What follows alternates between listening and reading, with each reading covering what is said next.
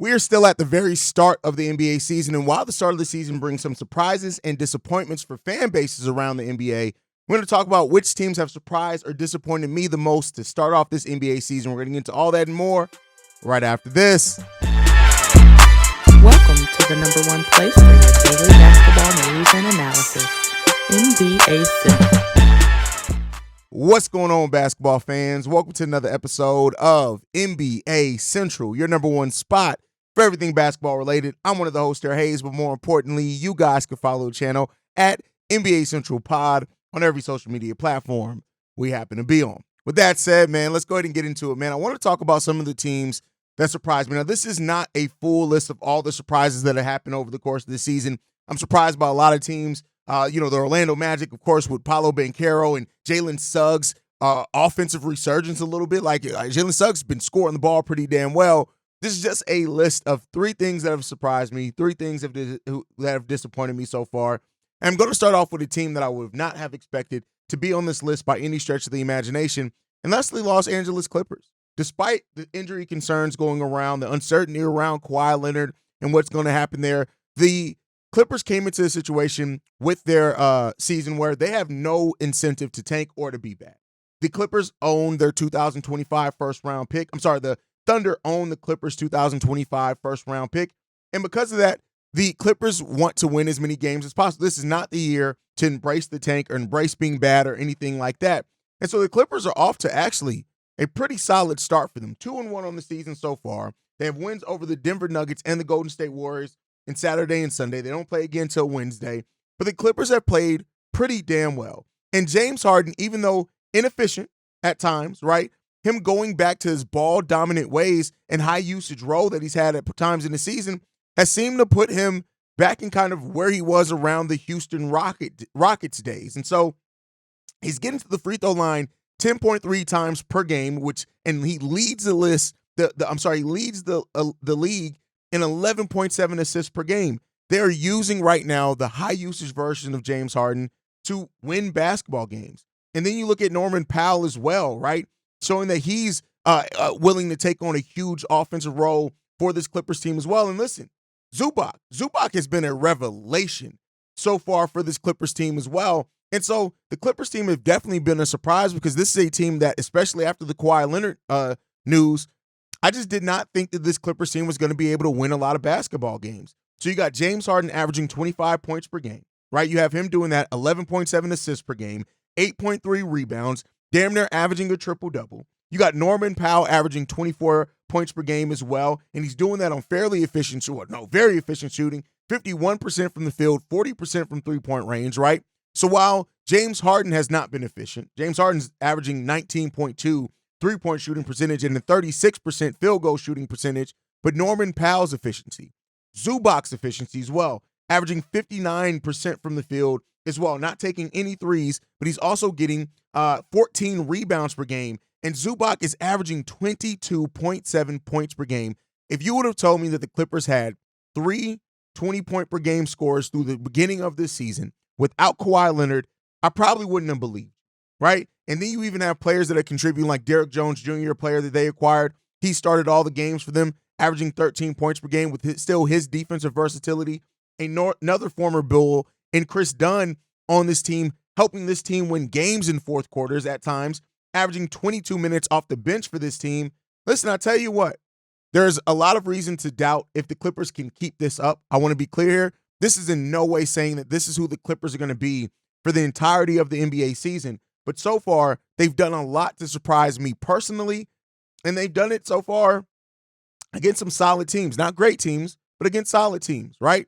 And so now, coming into this week, they face Portland, Phoenix, and OKC over the course of this week, and we'll see how they fare against those teams. The Portland win should be an easier one, even though Portland, it is what it is in Portland. And then you got Phoenix and OKC, both teams that are projected to be playoff teams this year in that Western Conference. So to see if the Clippers can keep this up, it's going to be really interesting.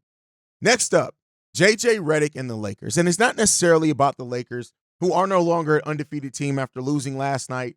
It's not just about them winning or being undefeated at a period in time. It's how they've done it, right? They are featuring Anthony Davis. And the way that JJ Redick is acting like a veteran coach in the varying ways he uses Anthony Davis and how he utilizes Anthony Davis has been amazing to see, right? And then on top of that, in pick and roll coverage, he's played up on the screen as well. Like, they're just using his defensive presence paired with his offense in such a glaring way, right? And so JJ Redick coming into this Lakers and into being the head coach of the Lakers did make a promise that he would emphasize Anthony Davis on both sides of the court, and so far that is getting really good results for the Los Angeles Lakers, and it's still not taking it to where LeBron James is still not having his time, even at being 39 years old, right? We saw it last night against the Phoenix Suns. LeBron just didn't have it. Now, he reported that he was dealing with some sickness and things like that, but overall, really big thing. And so Anthony Davis, who's only had one streak of at least 3 straight 30-point games during the regular season last year, he started off the season doing that, and he would have had 4 if it wasn't for their first loss against Phoenix. The way that JJ Redick is it's like watching a veteran coach come in, and just the way that he has the vision on how to utilize this roster, how to get the most out this roster. Their offensive scheme is probably the best that we've seen the Lakers have since AD has been there, as far as a true offensive scheme that is getting everybody involved and built around Anthony Davis, who is on pace for not just a DPOY, a Defensive Player of the Year award this year, but he may be in that MVP race if this continues for Anthony Davis. The way that JJ Redick has come in here and been a coach, a first-time head coach at that, is definitely something that's surprising. And while I had a lot of promise, I did think that JJ Redick would make a good coach in general, like just his basketball IQ, everything. I thought he would make a good coach. I had my doubts about coming into this Lakers team with the patience that the Lakers seem to lack, right? And overall, I just hope that the Lakers continue that patience, right? If they make a swing for a player, whether the talks of Walker Kessler, of course, with Zach LaVine playing better, there's been some talks to that. I just hope that this team doesn't give it all up to go star hunting again when you're having a team that's playing really well together. Like, yes, you have pieces that you can get off of that I think won't hurt you. D'Angelo Russell is a really big trade piece. He hasn't been playing the best, right? You have players that you can do, but Rui Hachimura having a really big season. Connect coming along, right? Dalton Connect coming along as well. So there are things that you look at and you see with this Los Angeles Lakers team. And like I said, when you pair all that with the fact that it's a first-time head coach, not just a first-time NBA head coach, a first-time head coach doing it and orchestrating this the way that he has. Listen, I'm not a Lakers guy. I'm not a LeBron guy, but I am a basketball guy. And because of that, you got to respect what you're seeing basketball-wise from the Lakers and from JJ Redick as a head coach of the Los Angeles Lakers. He gets a lot of love and respect from me, what he's been able to do here. Next up, as far as surprises, Chet Holmgren and the OKC Thunder. Now, this is a little bit less of a surprise, but when you look at what he's doing so far, through 23 points per game, 13 rebounds, 4 blocks, 3 assists. Listen, Chet Holmgren has made the leap that a lot of people thought Wemby would make at the start of the season. Now, Wemby could still make it. Those guys are always going to be compared in different ways. But Chet is giving the OKC Thunder really a second MVP candidate. If he maintains these numbers for a full season, he will be an MVP candidate at the end of the season. And when you look at what the Thunder have done, they're undefeated so far to start the season. But then on top of that, like just the way that their new acquisition and like Alex Caruso fits in so seamlessly for what they're doing. We haven't even seen Isaiah Hartenstein yet because of his injury. He won't get here until the end of December. What Chet and this OKC Thunder team is doing, they are right up there with the Boston Celtics as far as favorites to make it to the NBA Finals, in my opinion. And so seeing this, and again, it's less of a surprise because we always knew that the OKC Thunder were a good team. Shai Gilgeous-Alexander, I've said it at the start of every season, he should come into the season as an MVP candidate because he can win MVP. But then you also look at the emergence of Jalen Williams taking this game up to another level as well, right? And like I said, the defensive rotation that they have on the perimeter between Wiggins, Lou Dort, Cason Wallace, Alex Caruso, what they are bringing to this team, right, has been huge. And you're not even necessarily seeing some of the upside that some of these players still have to add to this team. For example, you're not seeing a lot of Alex Caruso offensively because you just don't need his offense. But Alex Caruso is coming off a career year for the Chicago Bulls last season as far as shooting 40% from 3 He's averaging 1.7 points per game for this OKC Thunder team, but he's still making a huge impact. You can take those stats and throw it out the window because what Alex Caruso is doing so far for this Thunder team on the defensive side of the ball has been so important in his 20 minutes per game, and he's just making the right basketball plays. So because of that, man, the OKC Thunder, for how they're doing it, have definitely surprised me. But then there's a flip side to everything, and let's get into some of the disappointments that we've seen so far, right? The Denver Nuggets. Through the first week of the season, every concern that anybody could have about the Denver Nuggets has been validated, right? They've always been a team that they had trouble keeping up in a league that is go more towards three-point shooting. When they face off against a team that can give them a barrage of three-point shots, they've had some difficulty staying up with those teams, keeping up and being competitive with those teams, right? And so you look at it now with this season and how this has started off for the Denver Nuggets, we're talking about a team in the Denver Nuggets that is only a few years removed from winning a title, and they're celebrating a 2-point overtime victory over the Toronto Raptors, right? Over the Toronto Raptors. They've lost to the Clippers. They've lost to the OKC Thunder. Now, they have an easier week coming up. They face off against the Brooklyn Nets today. Then they face off against the Minnesota Timberwolves on Friday. And then Saturday, they got the Utah Jazz. That's two very winnable games on their schedule. We'll see what happens with them in Minnesota. But overall, the Denver Nuggets have been a huge disappointment for me personally at the start of this season. I just think that they should be better, even with what they've lost over the last few years. Man, an overtime needed to get a 2-point victory over the Toronto Raptors, that's not good. The Denver Nuggets have ranked dead last in three-point attempt rate last season, and they aren't doing too better to start off, right, as well. You got Christian Braun starting right now over KCP, who left, in place of KCP, who left, and that hasn't really been too great either, right? And he seems very hesitant to start off the season. You got Russell Westbrook, who's not been efficient by any stretch of the imagination for this Denver Nuggets team at all. Every question that you could have possibly presented about the Denver Nuggets has gotten an answer, and it hasn't been a favorable one at all. It just hasn't. Aaron Gordon, who got his money, isn't off to an overly good start either. He's shooting the ball 40% from the field, which isn't great, right? You got Michael Porter Jr., who's getting 36 minutes per game, getting 12.3 points per game, shooting the ball 35% from the field and 20% from three-point range. Now, I want to be clear here. Everything that I'm saying could very well change in the next week. It could change 2 weeks from now. Hell, we're still at the very on-start of this NBA season. But so far, the Denver Nuggets have been a huge disappointment for me because the way that they've been playing, the way that they've been performing has been uninspired to say the least, right? And so the Denver Nuggets really got to look themselves in the mirror and wonder how much can they realistically fix, or is a deal going to be needed? Do they need to move off Michael Porter Jr. to bring in some of that depth that they've lost, right? Yeah, Russ is sucked. Russell Westbrook has not been good, man. He's not been good. He only made 5 of his first 25 shots on the season, which is crazy. Peyton Watson has been next to nothing for them. Julian Strawther has been bad for them as well. It's just everything that could go wrong for them so far. It's been wrong for them. And it doesn't have the straightforward progress that you would think. Now, Jokic is playing great, right? So it's not Jokic. Jokic is averaging 32 points per game, 10 rebounds, 7 assists, 1 steal, 1.5 blocks. Like, Jokic is doing what Jokic needs to do. But the supporting cast has been so disappointing around the Denver Nuggets. Now, they still got Mike Malone. They still got Jamal Murray. They still got Nikola Jokic. They still have their system. I'm going to still trust that they turn it around at some point this season, but there's no way around it. They've been disappointing to start off this NBA season big time.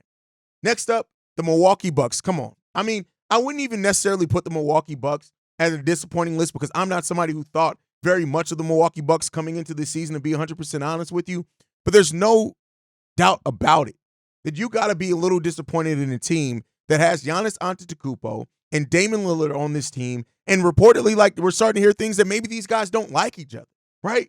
That's another thing. They're both averaging 28 points per game, but this is a Denver Nuggets team and Milwaukee Bucks team that they've been hugely disappointing.